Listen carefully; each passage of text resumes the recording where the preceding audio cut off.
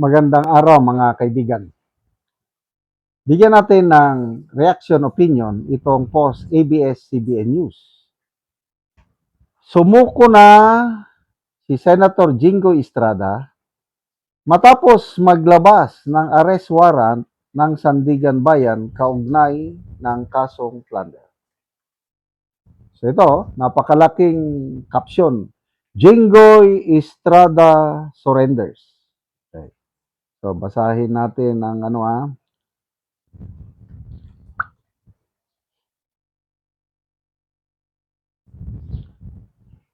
Jingo Estrada surrenders to CIDG over non-bailable plunder case.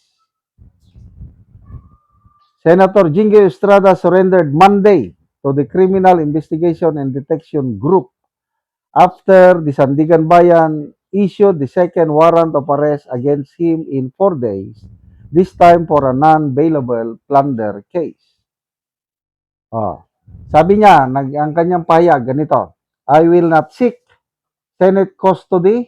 Hindi ko gagamitin ang Senado bilang pananggal laban sa mga aligasyon sa akin. Nag-press conference siya bago nag-surrender. I will be proceeding now to the CIDG to voluntarily surrender myself. Okay, ano pa? Interior Secretary John Vic Rimulya and members of the CIDG were spotted at the Senate shortly after the warrant was released. Mabilis ang ano. Aside from Estrada, also facing arrest are ex-DPWH Secretary Manuel Bunuan and other former DPWH NCR officials over their alleged involvement in flood control controversy. Ito yung kopya ng arrest warrant, firmado ng Sandigan Bayan. In the same press conference, Estrada claimed that he rejected offers from unnamed sources to turn his back on Senate Majority Bloc supposedly in exchange for the junking of his cases. Sabi niya, hindi ako matitinag sa anumang panggigipit, pananakot, political maneuvering para talikuran ang paninindigan kong ito. I will not yield to threats. I will not be intimidated. I will not be pressured into surrendering my independence of judgment. I stand my ground because what is at stake here goes far beyond my personal circumstances. What is at stake here is the independence of the Senate.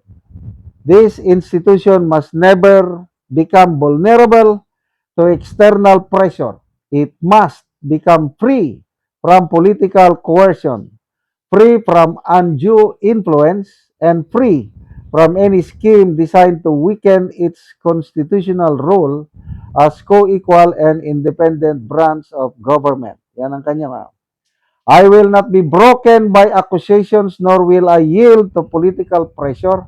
I will face these charges heads on, defend my honor through due process, and place my faith in the truth. So, grabe. So, sino ang panalo? Panalo ba ang kabilang kampo, ang minority? Ngayon na kulong na?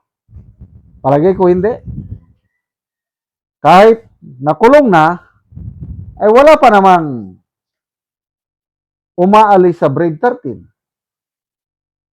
Kaya, dito mo na makita yung kahalagaan ng proposal ng majority na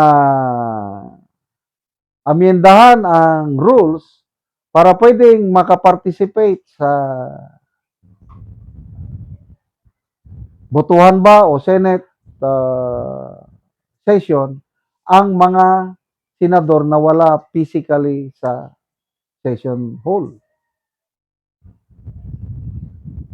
Nag-walk out ang minority, ayaw nila. Kasi ang grand design is ipakulong ang majority. So ito, isa na, one down. Sinasabi na susunod daw si Senator Joel Villanueva. So kung mangyari yon, tatlo na ang wala, pati si Bato. So ayaw nila na magkaroon ng panibagong patakaran na pwedeng bumoto ang absent kasi gusto nila talagang pahinain ang majority black. So, tingnan natin ano ang mangyayari dito. Kung noon si Senator De Lima nakakulong din, nagawan ng paraan na pwede siyang makaparticipate sa session ng Senado through teleconference, Zoom. Kung pwede noon kay Senator De Lima, bakit hindi pwede dito kay Senator Bato? Senator Bato and Senator Jinggoy. Pag hindi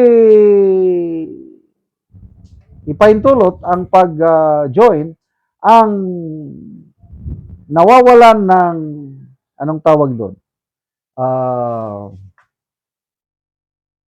Disenfranchisement. Yung milyones na bumoto kay Bato, bumoto kay Jinggoy, na disenfranchise. Nabaliwala yung boto nila dahil ayaw nilang makapag-participate sa Senate session. Kaya to me, dapat lang na mabago yung rules na kahit nakakulong, pwedeng mag-participate alang-alang sa mga milyones na taong bayan na bumoto sa mga senador na ito. Salamat mga kaibigan sa inyong pagsubaybay sa channel na ito. Nakakatulong kayo ng malaki sa tribong Talaandig ng Bukidnon dahil ang sweldo natin sa channel na ito is pantulong po sa tribo. Namimigay tayo ng libreng yero at pako para makapagpatayo sila ng mas maayos na tirahan. Panoorin nyo ang video na ito. Anak ko diri sa balay sa natagaan mo.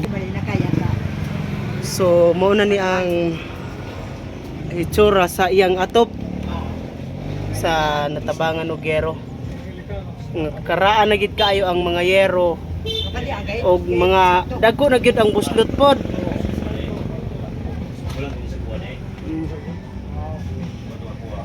Ay kaning ang diri dapit ipang sapahan og habol.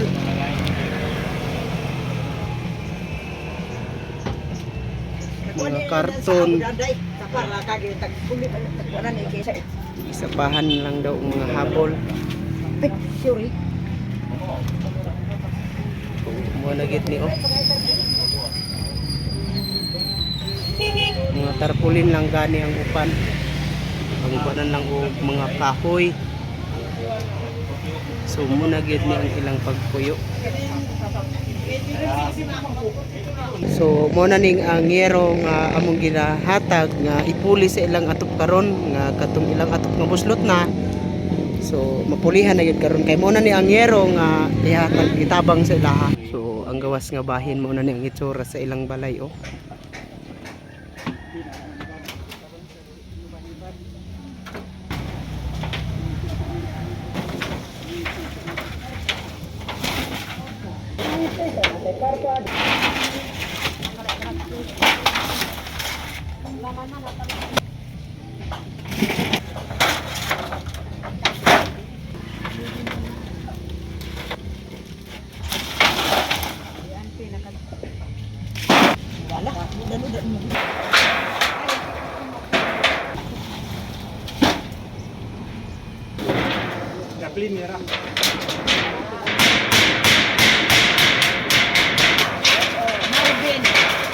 Marvin daw.